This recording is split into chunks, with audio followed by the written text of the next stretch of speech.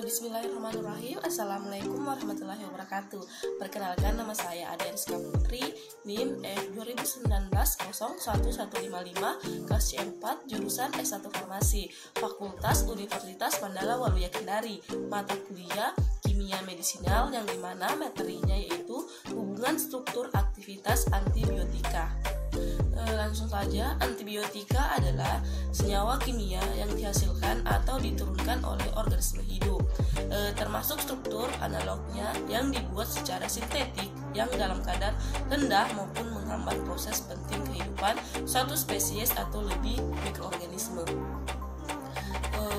Antibiotika yang digunakan untuk membasmi mikroba, khususnya infeksi pada manusia. Selanjutnya itu penggolongan obat.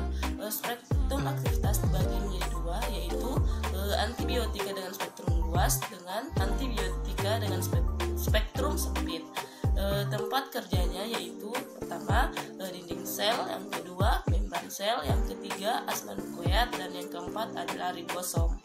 Kemudian yaitu penggolongan obat berdasarkan spektrumnya. Antibiotika spektrum luas, contohnya yang pertama turunan tetrasikilin, yang kedua turunan anfenikol, yang ketiga turunan amiglosida, yang keempat turunan mikrolida, dan yang kelima turunan anoksisilin. Yang selanjutnya itu antibiotika spektrum luas, contohnya basitrasin, eritromisin, penisilin, NF, penisilin K, pelikomycida, dan sulfonamide. Selanjutnya itu turunan makrolida merupakan kelompok obat antibiotik yang aktivitasnya disebabkan karena keberadaan cincin makrolida. Cincin lakton besar yang berkaitan dengan satu atau lebih gula deoksi, biasanya kladinos dan desosamin.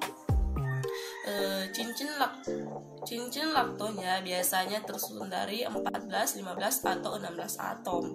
Antibiotik makrolida digunakan untuk menyembuhkan infeksi yang disebabkan oleh bakteri-bakteri garam positif. Selanjutnya, penggunaannya merupakan pilihan pertama pada infeksi paru-paru. Digunakan untuk mengobati infeksi saluran nafas bagian atas seperti infeksi tenggorokan dan infeksi telinga. Infeksi saluran napas bagian bawah untuk infeksi kulit dan jaringan lunak, untuk sifilis, dan efektif untuk penyakit Legionnaire. Contohnya eritromisin, oleondomisin, spiramisin, asitromisin. Karakteristik makrolida yang pertama, cincin lakton sangat besar, biasanya mengandung 12-17 atom.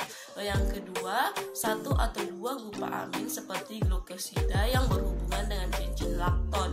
Yang ketiga, gula netral yang berhubungan dengan gula amino atau cincin lakton. Yang keempat, gugus dimetilamino pada tesidu gula yang menyebabkan sifat basis dari senyawa dan kemungkinan untuk dibuat bentuk garannya. Selanjutnya, mekanisme kerja. Turunan makrolida seperti eritromisin adalah senyawa bakteriostatik dan hanya efektif pada mikroorganisme yang aktif membelah.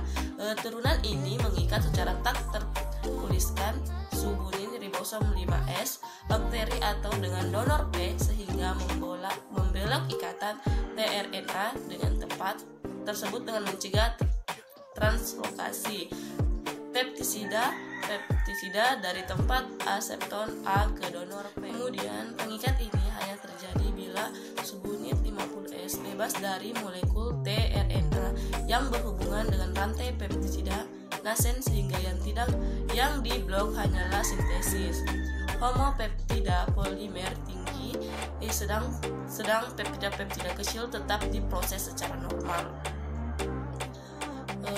Efek samuing relatif rendah antara lain gangguan saluran cerna yang ringan seperti salib, kepala mual, pusing, dan diare. Selanjutnya yaitu antibiotika polien. Antibiotika polien diproduksi oleh Streptococcus sp dikarakterisasi oleh adanya cincin besar yang mengandung lakton dan ikatan tangkap terkombinasi. Antibiotika polien tidak mempunyai aktivitas antibakteri tetapi aktif terhadap jamur. Contohnya antibiotika polien yang banyak digunakan sebagai anti jamur adalah amphotericin B, kandisidin, dan nystatin. Kemudian turunan ansamisin. Turunan ansamisin pada umumnya dihasilkan oleh Streptomyces sp. Dikarakterisasi adanya struktur siklis yang mengandung gugus aromatik dan jembatan makrosilid alifatik panjang yang dinamakan ansa di antara posisi dua aromatik yang tidak saling berdekatan. Pada umumnya turunan ansamisin menimbulkan toksisitas tinggi dan hanya satu yang digunakan dalam klinik, yaitu rifamycin.